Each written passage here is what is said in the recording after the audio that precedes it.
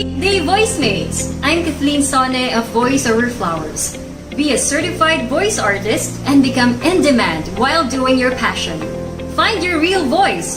Are you interested in finding out how? Join the Certified Voice Artist Program. Let your voice...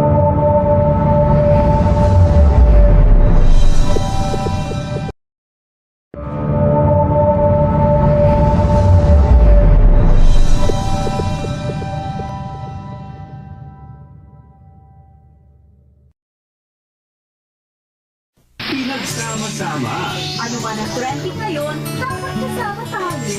Swabe pa sa'yo. I want the people to look at their voice in a different way. Kaya mo yan. Isa lang ang alam ko, lahat kayo may greatness, may galing, may talino, may angking strength, aspiration na napakaganda. Ang problema, ginagamit mo ba? Ito po ang nag-iisang VoiceMaster ng Pilipinas. Walang iba kundi si Pocholo De Leon Gonzales ng Creative Voices Productions.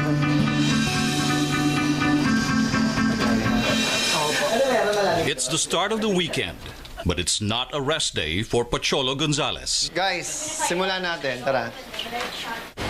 Magsalitan kayo. He gathers his mentees around him for a quick recording session before they air later in the afternoon. Guys, Pocholo hosts a youth advocacy-centered program entitled Voice of the Youth on a local AM radio station. Makijoin sa usapang trending sa kabataan! Makinig sa mga payong kaibigan tungkol sa buhay pag-ibig, pamilya at marami pang iba. Every Saturday, he goes on air with his co-hosts to talk about the latest in politics, media trends, and contemporary culture for the youth. Halina, sali na sa makabagong programa sa radyo para sa makabagong henerasyon. mas gawin mo hyper. Para sa'yo. Good. Working in his show with broadcasters as young as 19 years old, Pocholo remembers how his interest to work in radio started at a young age. Radio was the only means of entertainment available to him, growing up in the province of Bataan. Kasi sa probinsya, alas 8 pa lang ng gabi, natutulog na lahat ng tao. Masyadong malayo, wala pang ganong may TV na bahay noon. Meron kaming radyo, so tuwing alas 8, nakikinig ako ng Gabi ng Lagim. Nakakatakot, kaya parang pinaparinig sa amin, parang matulog na. Pati hindi yung imahinasyon ko. Unknowingly, ginagaya ko yung mga naririnig ko sa radyo. Ganito yung narinig ko, sabi, "Isang gabi ng lagim, awu! Awu! Si Utoy at si Lolo Tasyo ay naligaw sa kagubatan." Ha? Lolo Tasyo, saan siya na? Ginabi tayo. Sarap kasi maglaro sa puno eh. Kasi naman na po, laro ka ng laro. Ayan, tuloy, ginabi tayo. Ito na ang Gen Y. At the young age of 7, Pocholo began exploring this newly discovered talent. Nung nasa school ako, elementary, ginagaya ko na yung mga cartoon character na paborito ko. Ang naalala ko nun sila Mickey Mouse, Donald Duck. Oh, come on, Pluto. My name's Mickey Mouse. So, ngayon mga klase ko, kung walang ginagawa, naboboring, nanggagaya ako ng boses. Estudyante ka man, o yan. Thrilled at his ability to entertain others with a mere sound of his voice, Pocholo was quick to show his skill at any opportunity. DJ Elaine. In school, it drew the attention of teachers to him. Lagi nga akong nangunguna sa listahan ng pinakamaingay. Oo, kumbaga 100 points ako lagi, mga classmate ko, mga 2 points, nanday ko silang lahat. So lagi akong pinapatayo ng teacher ko sa stage. Sa harap ng klase. So dahil sa kapapatayo niya sa akin, umapal yung mukha ko. From his silly antiques as a young boy, Pocholo found a confidence that he began to wear on his sleeves.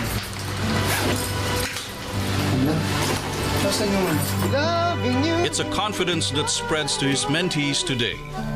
His young co-hosts take after Pocholo's energy and spirit as they head off to the radio station for this afternoon's broadcast. Yung mga panahon kasi noon, pag makulit ka, maingay ka, parang bad ka. Pero alam mo, sa totoo lang, yung mga tinatawag nilang bad at makulit, yung pa yung mga nagtatagumpay, ha? Kasi sila yung malalakas yung loob, sila yung mga makakapal yung mukha.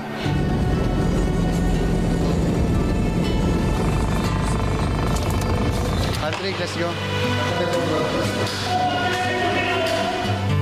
Kaya 30 minutes before airing, Pocholo sits down with Elaine, 22 years old, and one of his youngest co-hosts. Jotting down notes and pointers, Pocholo makes sure that even at a young age, Elaine knows how to make the most of each chance she gets to go on air. After all, Pocholo is no stranger to making the most out of opportunities.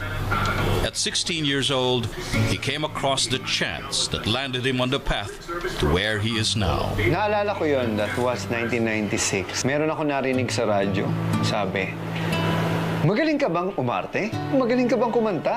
Magaling ka bang mag-voice acting? Pues, sali na sa Radyo. Ayan. Mag-audition lang sa ABS-CBN DZMM tuwing Sabado. Ayan. Alas 10 hanggang alas 2 ng hapon. May ano na kayo? Just in his first year of college, Pocholo was ready to show the world what stuff he was made. Sabi ko, why wait until you graduate if I can do it now? Pumila ako sa mahigit 10,000 tao nun. Alam mo yung pagpasok ko sa studio, syempre nakita ko na yung DZMM. Manghang-mangha ako. Wow, sabi ko, ito pala yung radio station. First time ko nakakita ng isang radio station, DZMM pa. So sabi ko, balang araw makakapasok ako dito. Balang araw, maririnig ang boses ko sa radyo. Kumusta naman na sexing Jexy? Pasok? Hello po! Magandang hapon sa ating mga katinig na nakikinig. Today, Pocholo comfortably sits in a radio booth in front of a microphone. Kaya nga ang goal natin dito sa Voice of the Youth Radio ay ibalik ang kabataan sa pakikinig din sa AM station. His voice being heard all across the nation. With fingers quick to time music and cue stingers, Alright, sige. Pocholo breezes through a 1.5-hour program with his co-hosts. He is in his element. Naniniwala ako. Kasi When Pocholo entered the contest when he was 16 years old, he knew that radio was where he belonged. yaman, He was declared champion of the competition and was soon taken in as a talent. ang kabataan. Pocholo was well on his way to paving a career in voice acting. Starting with small roles, he showcased his skill inside the booth. Ang pinakauna ko talagang mga ginawa nun, yung mga extra sa dubbing, no? Tapos kami yung mga wala-wala o yung mga crowd dun sa mga pelikula. Kami yung, kuwari, nagtitinda, bili na, mura-mura lang, gano'n. Partner na tayo, inunahan na natin. Knowing that his break could be just around the corner, Pocholo kept at his job and was ecstatic when his first supporting role was offered to Dapat him. talaga bigyan ng... Meron akong isang man-one, pinatry sa akin. Tapos nung tinry ko, bagay naman. Sasayaw ka. But a senior staff thought differently. Linya ko, hindi ko makakalimutan, sabi, lisanin na natin ang dagat ngayon. Eh, may tono pa ako nun. Sabi niya sa akin, wala kang karapatang maging dubber. For example, someone... The chance that Pocholo had waited for was snatched right from the palm of his hands. Sabi ko, bakit ang damot nila? Bakit ayaw nila magbigay?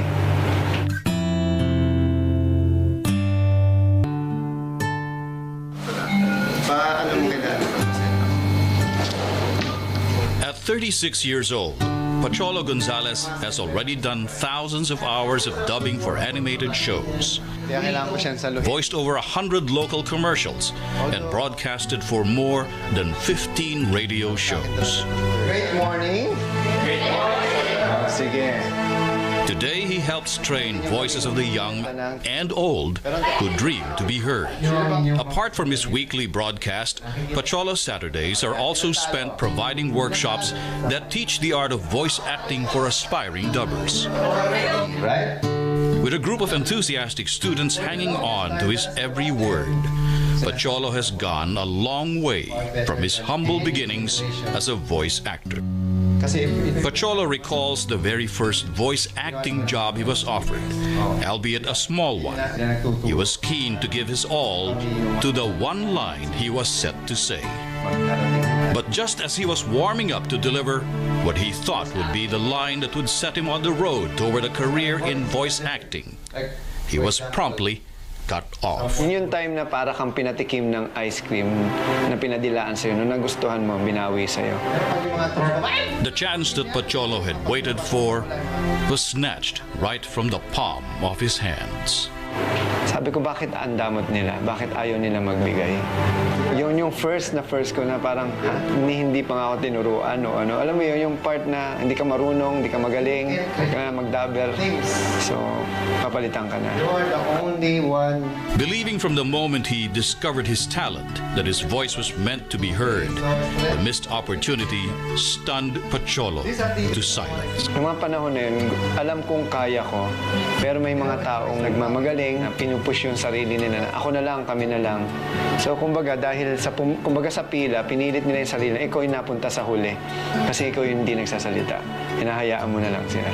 I tell you, ginagaya ko. Pocholo knew he didn't have anything else to rely on but his voice, despite the incredible letdown. Hindi naman kasi kami galing sa marangyang buhay. Ang tatay ko ay isang government employee at ang nanay ko ay dating factory worker na ngayon ay nananahi din. Hindi kakayanin yung pag-aaral ko sa Maynila kung yun lang ang pagbabasihan. Although nakatulong naman ng malaki ang kanilang binibigay. Pero sabi ko, mas maganda siguro kung kikita na rin ako kahit maliit na hindi na nila po problemahan yung iba kong gastusin. Ngayon, mga taong nagtitiwala at nagbibigay oportunidad sa mga taong baguhan na tulad ko. Ano yun? Pocholo reeled from such a big disappointment at the very beginning of what was to be a colorful career in voice acting. Observe nyo to. He looked for his niche and soon found it in studios that gave him better opportunities than the one he lost. His experience in voice acting now credit him as a voice instructor who many aspiring dubbers look up to.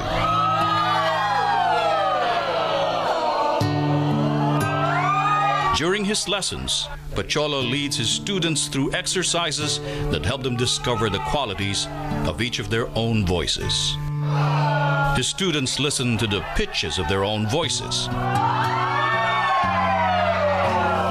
become familiar with the beat and speed of their speech, and learn the movements of the mouth that can help them enunciate better. So what? With every exercise, Pocholo makes sure that they become comfortable with their own voices and become unafraid to use them.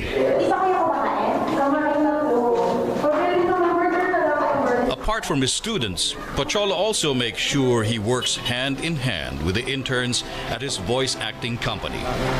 He knows that they too are youths looking to find their voice. But Pocholo knows that finding your voice is not enough. The voices need opportunities where they can be heard. He took it upon himself to provide them this chance. Pagbalik ko, binuo ko ngayon uli yung isang radio show para sa kabataan na tinagurian Voice of the Youth Radio sa DZME. So para yung mga kabataan na interesado na magkaroon ng international exposure, ay doon lang nila makikita lahat. With his foundation as a broadcaster, Pocholo was quickly able to get a following for Voice of the Youth Radio.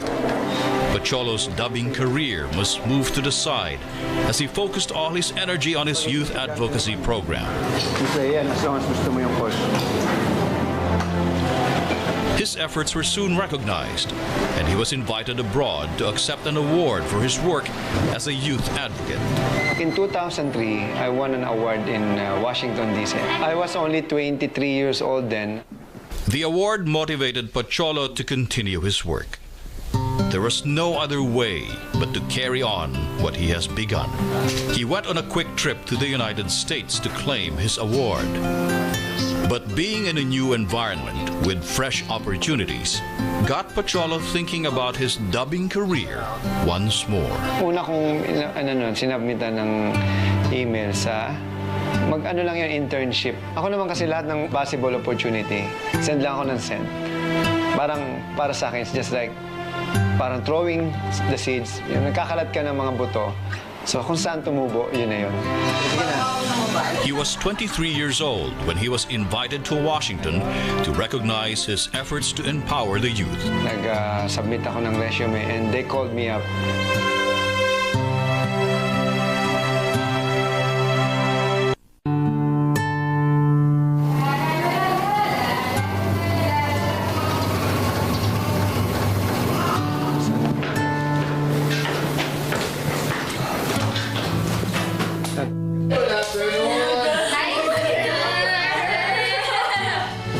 Pocholo has just started making a mark as a youth advocate.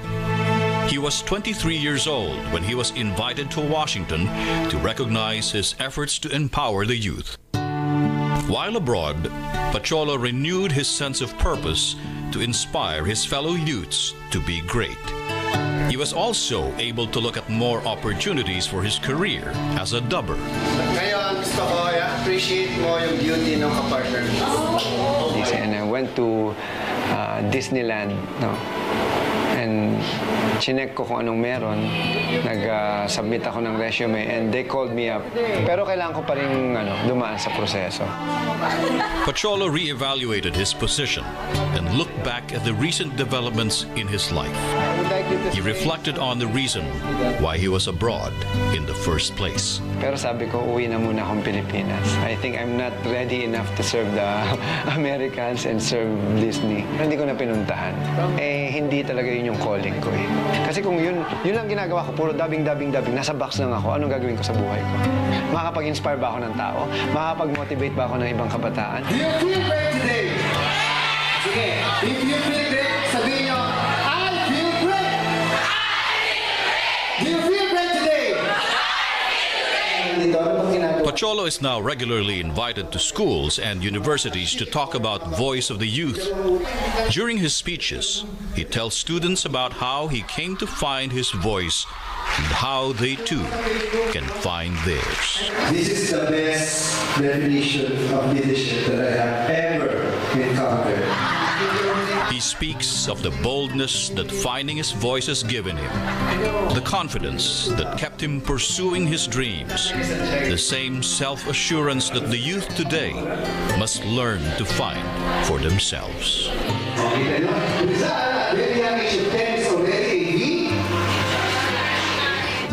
Pocholo speaks to hundreds of teens and kids when he is invited to deliver a motivational speech. To say a little bit about myself, I am the youngest broadcaster and motivational speaker in the Philippines.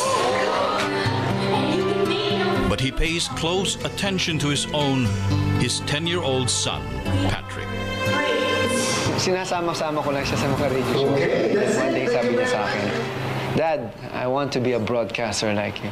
I want to try broadcasting. Give me my own radio show. Pocholo guarantees that his son, like himself, learns of his own potential and discovers his voice as early as possible. Just as how he kept himself driven as a young boy, he ensures that Patrick does not run out of people to assure him of what he's capable of.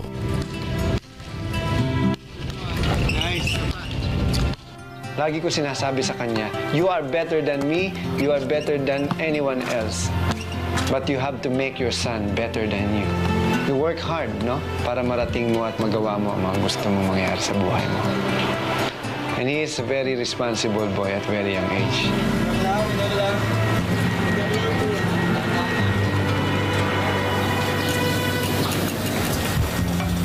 As a father, Pocholo makes sure he instills the same grit and audacity in Patrick as he does in the youths he delivers his speeches to. I always believe, ang isang mahusay na ama, ginagawa niyang mas mahusay ang kanyang anak. At ang anak niya, ang magiging apo niya, ay magiging mas mahusay sa kanyang anak. Siyempre, kumbaga, araw-araw dapat may natututuhan ka. Bago ka pa lang pumasok sa office, meron kang bagong alam. Pocholo is grateful for the voice he has found and the chances he has been given to put it to good use. As you begin to raise them a little higher, and I want you to say with me, it's possible. It's possible. It's possible. It's possible. You know, the easiest thing... More than giving life to countless characters as a voice artist, Pocholo's voice has become the guide for youths to find their own.